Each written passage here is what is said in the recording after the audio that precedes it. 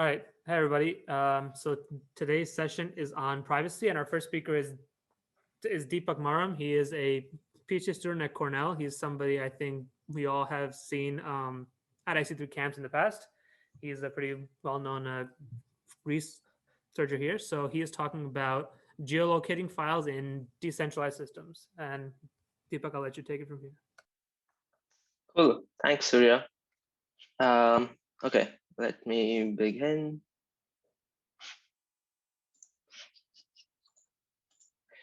Okay, so hi everyone. Today I'll present our recent work that we call GOAT. Sorry for not putting GOAT pics there. I just realized that's such a good idea. So we basically, so in this work, as you'll soon see, we build a new cryptographic primitive that kind of enables proving file location. I'll explain more about the primitive and how we achieve that as we go along. This is joint work with Ido, Mahimna, and Ari, all of us at Cornell Tech. So let's begin with a bit of motivation behind our work and why proving file location might be useful. So the main focus of our work is in decentralized storage systems. So let's begin with a quick intro of that. So one criticism at blockchains such as Bitcoin and Ethereum that typically use proof of work or proof of stake is that their mining function is inherently not very useful. And that's where some of the decentralized storage systems that use variants of proof of storage try to come in and sort of claim that their mining function is at least somewhat more useful than, let's say, proof of work or proof of stake.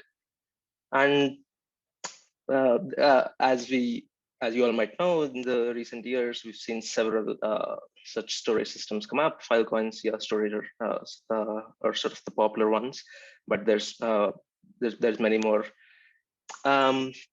Now, one key property that makes storage actually useful in practice is robustness. In particular, you want your data to be stored in a robust fashion so that even if some catastrophic event happens, such as power failure or some other event, your file is still there, and your file just doesn't get erased. So that's what I broadly mean by robustness.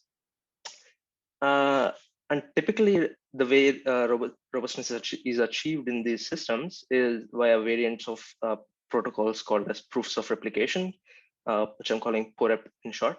And the idea is sort of simple. So you take a file, you apply some encoding function to create multiple replicas of the file, and you store each of these replicas in, let's say, 3 different storage servers.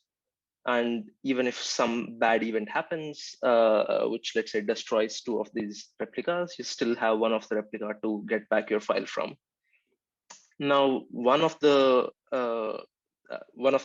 problems you could say with these encoding functions is they're typically quite expensive. And that is needed for sort of various other reasons that I won't get into now. But the problem I do want to focus on here is the fact that they don't distinguish this scenario where all the replicas are stored on a single server to the scenario I showed before. So this is clearly a bad scenario. If all the replicas are stored on a single disk, you're sort of back to the situation where a single power failure just erases all the replicas of a file. So in fact, POREPs are not actually very robust in practice.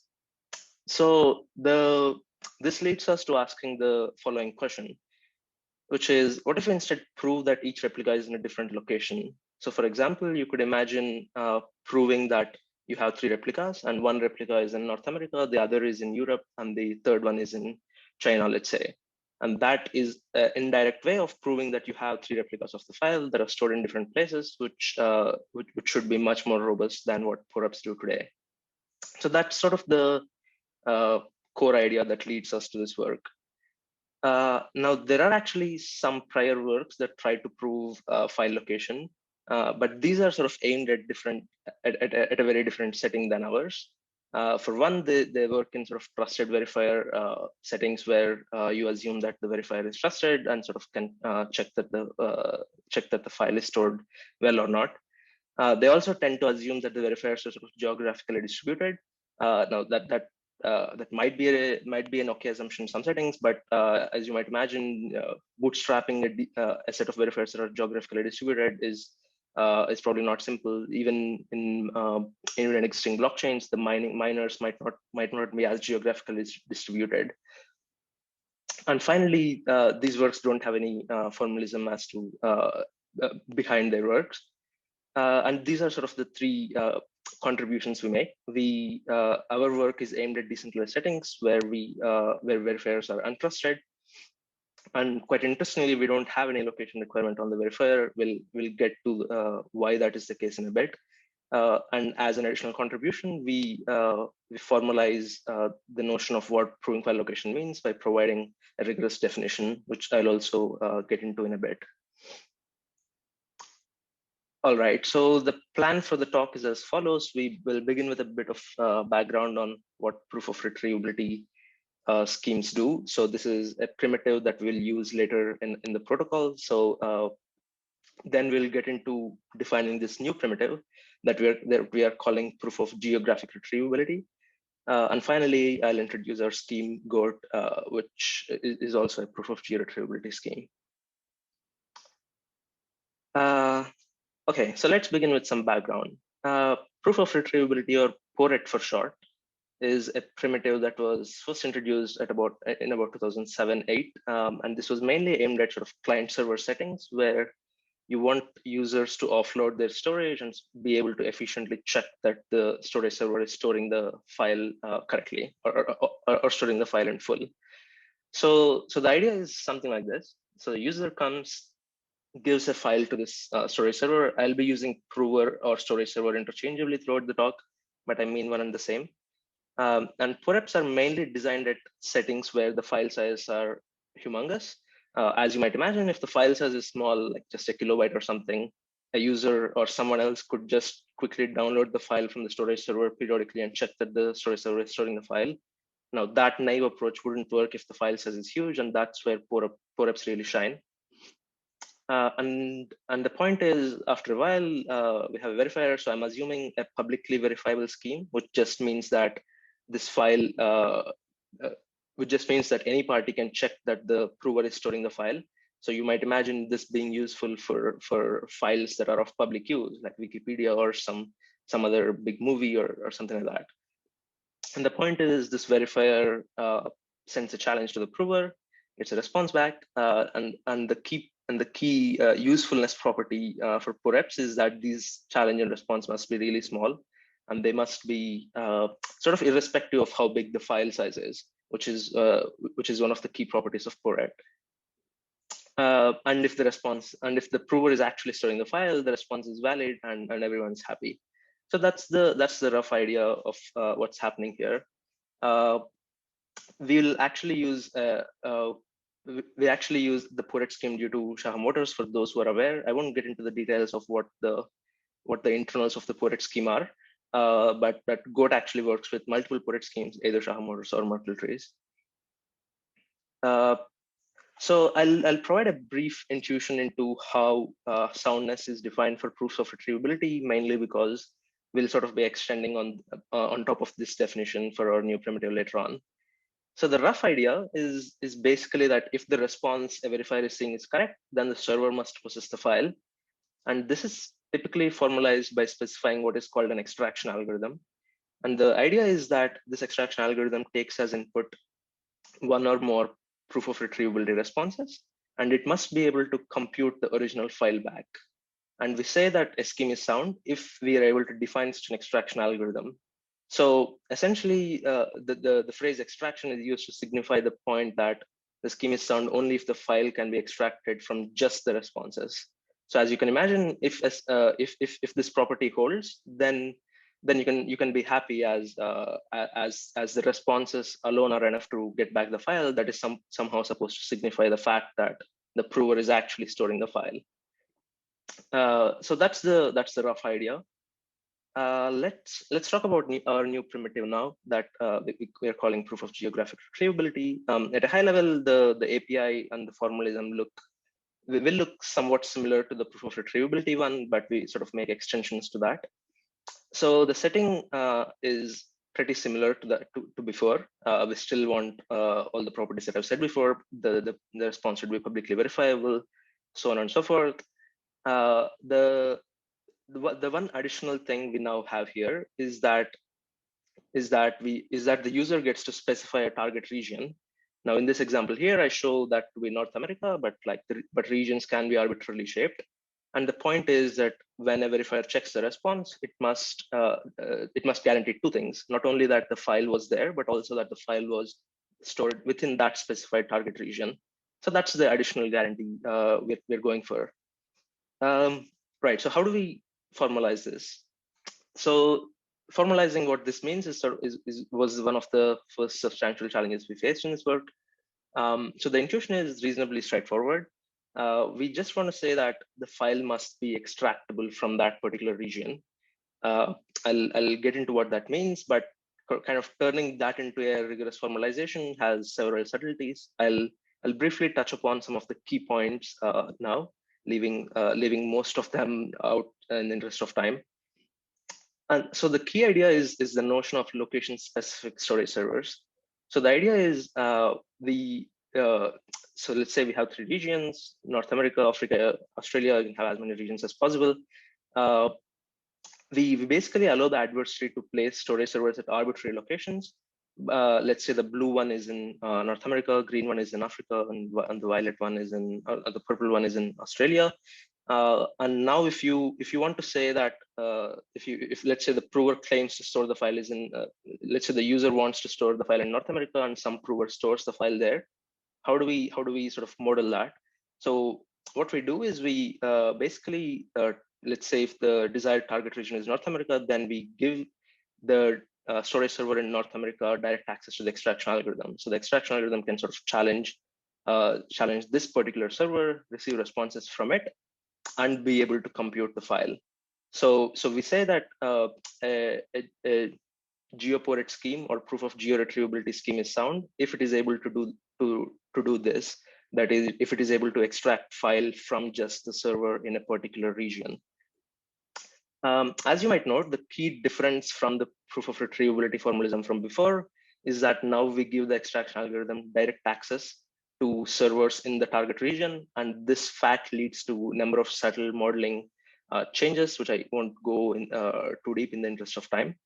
For example, we have to assume some form of economic rationality from the adversary for this exact reason. But as I said, I won't go in depth due to time constraints.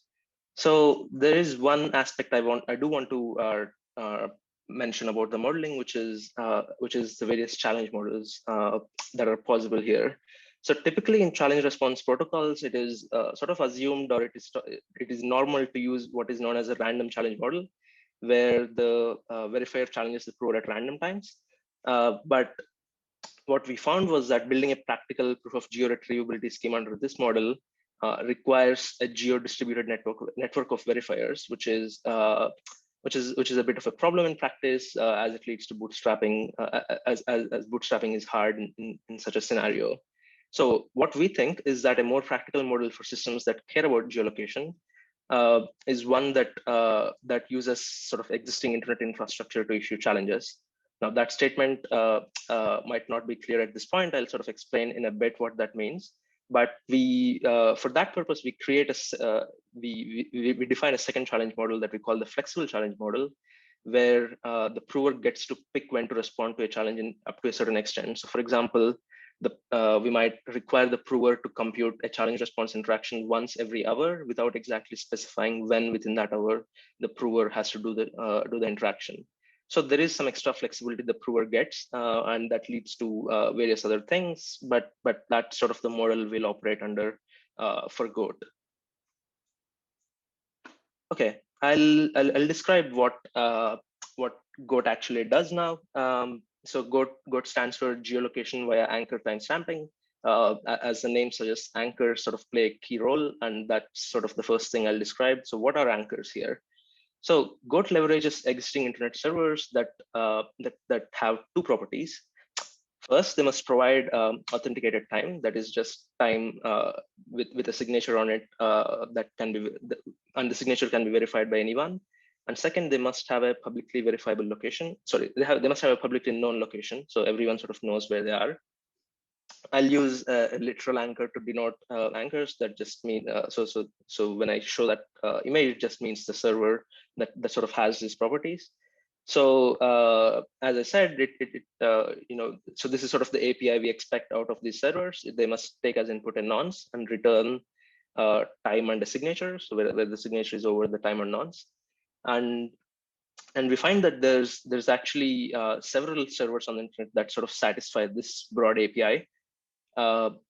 Yeah, as I said, the signature would be publicly verifiable, but sort of the two examples of servers that the two classes of servers that satisfy this API are TLS 1.2 servers, all servers that satisfy the TLS 1. Not all servers. I'll sort of get to that in a bit. But also rough time servers. So the point with TLS servers is that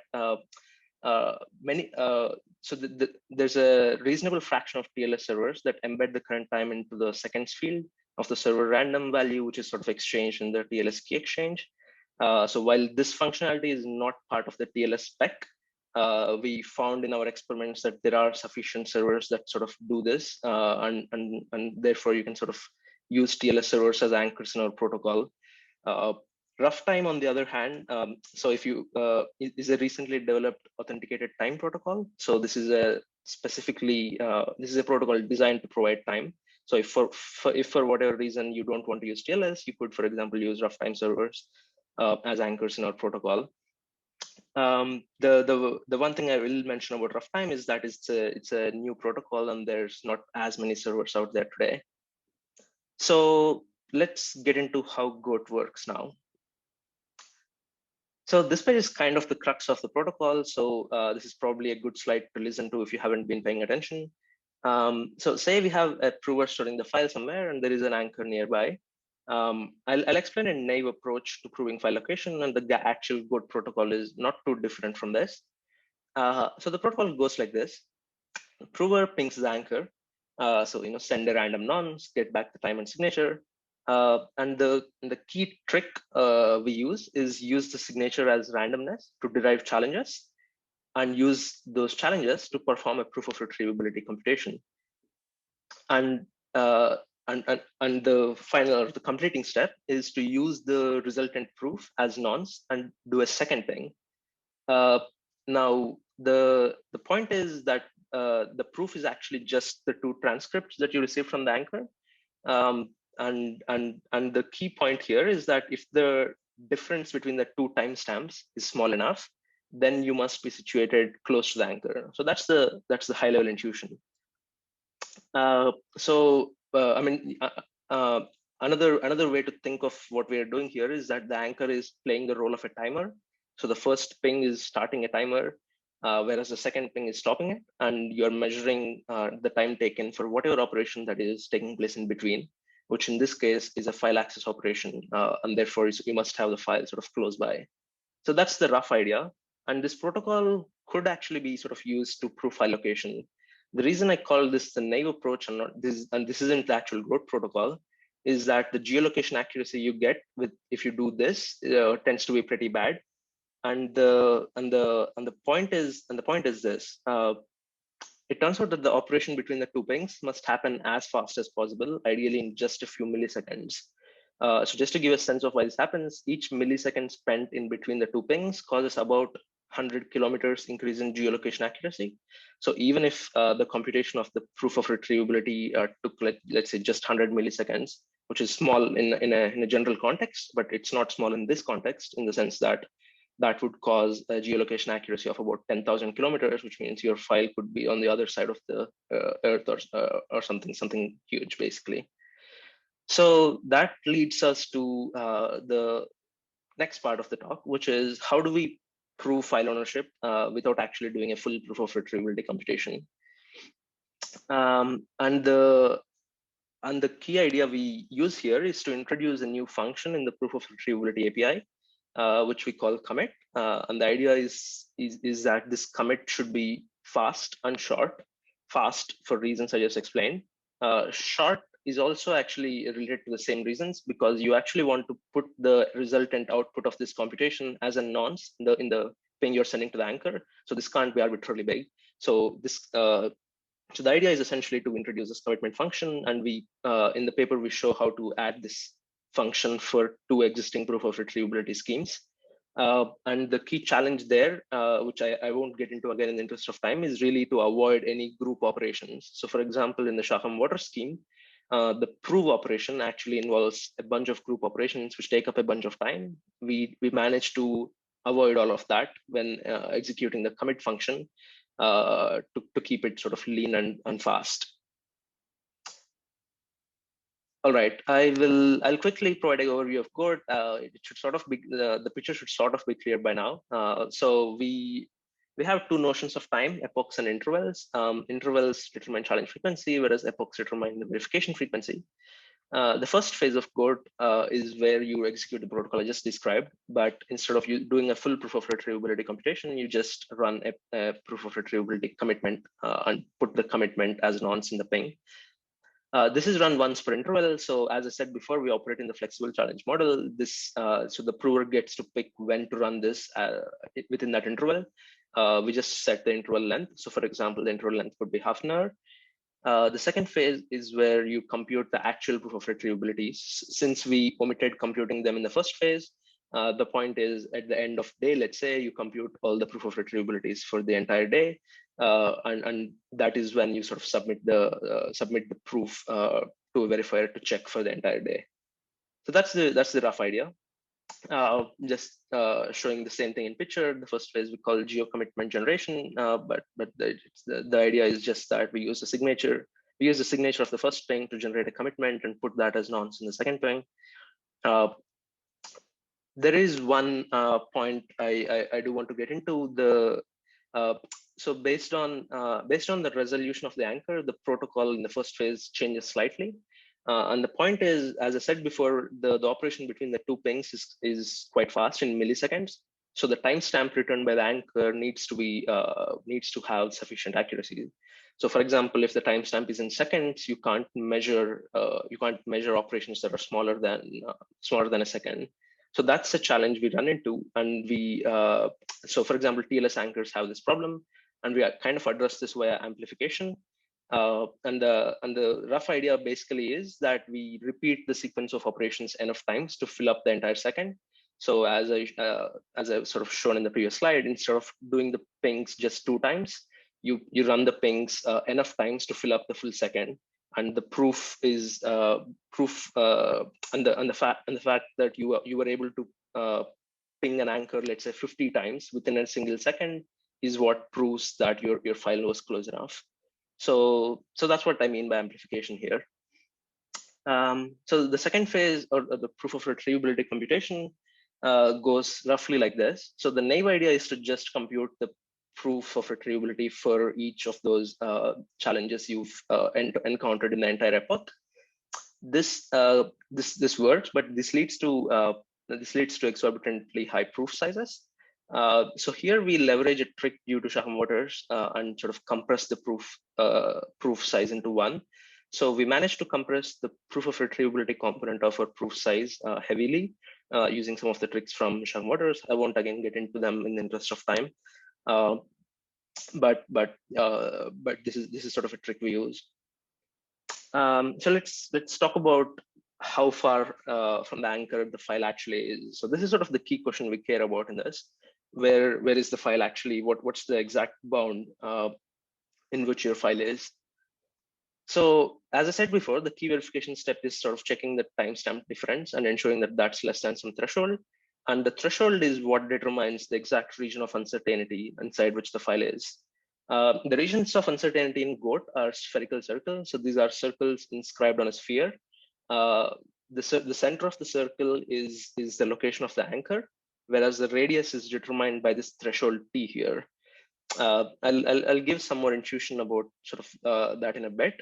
But before that, I'll have to quickly cover the network model under which we are operating. So we assume the Earth to be a sphere.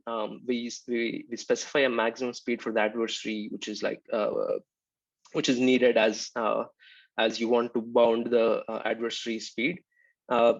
Similarly, we have a minimum speed for the honest party. And we call the ratio between them the speed up. So this can be thought as the speed advantage an adversary has. We set the speed up to 3 in the practical evaluation I'll show in a bit. But the idea is that, let's say you have an anchor at some location and you have a have a storage provider that is, let's say, D distance away. What an adversary can essentially do is store the file about D times speed up away. This is the speed up that the adversary has. Now this, so the actual bound actually has some more constants in it. These constants are due to various delays, like the network delays, file sync delays, so on and so forth. But the formula is roughly the same. Okay, I'll briefly talk about some of the implementation evaluation details. So we implemented Goat and we evaluate the performance of it. In the interest of time, I'll only talk about some of the key implementation or / evaluation figures. So these are times for proof of retrievability commitments and various proof and verifications. So these are all quite small. I won't talk about them too much. So this is sort of the proof size per interval. As I said before, we use some tricks to make sure that the proof size per interval is small enough. In particular, if Poret proofs were computed naively, your proof size would have been quite high. So we managed to decrease the constants quite a bit using some homomorphic linear authenticators. But sort of, I think the key numbers people would probably interested in looking at is the actual geolocation accuracies. So we ran an experiment where we picked 2 storage providers, 2 AWS machines, one in North Virginia and one in London. So the top 5 anchors are sort of near the North Virginia instance, and the bottom 5 are near the London instance. Distance denotes the distance between the storage server and the anchor. A stands for the amplification factor that I briefly mentioned before. But I think the most interesting column is probably the region of uncertainty radius. So that's the final geolocation accuracy you get. So for example, with the roughtime.chain.org anchor, whereas the distance between them was just about 50 km, the radius is about 1000 km or like 1200 km for the region of uncertainty. I also have a couple of figures on the map to show just the same. So these are locations of the AWS instance and the roughtime.chainpoint.org machine. So these are sort of the 50 km distance between them, whereas the geolocation accuracy is something like this. So as you might imagine, this gives guarantees similar to that, similar to saying, let's say the file is in the east side of US, for example. So that's the level of guarantee. That's the level of guarantee the protocol gives you. Okay, to quickly summarize the ideas, we use legacy anchors to ensure that we can sort of use this protocol and have anchors anywhere in the world. We use the proof of retrievability commitment function to reduce the accuracy. And finally, Goat is useful to improve robustness of storage and decentralized storage systems. And you might imagine more applications outside of blockchains, like satisfying data localization laws and etc., so on and so forth. Okay, I think that's all I have. Thank you. Thanks a lot, Deepak. Does anybody have any questions? Are there any in the chat? Meme generator is a full-time job. That's not a question. Anyone? Okay, well, if not, then I actually have, I want to ask you, so what is the security model of the anchors again? Can you remind me of that? Yeah, sure. So the idea is that we assume some sort of local honesty amongst anchors. So let's say you're trying to pick anchors in the US East, then you, let's say, pick 10 anchors and you can assume, let's say, honest majority amongst them. The protocol I've shown just assumed 1 anchor because it was the simplest thing to do. But you can imagine sort of doing this with like multiple anchors and Goat proofs having interactions with multiple anchors every interval. Right. So it's like per region, like you assume an honest majority, right? Yeah.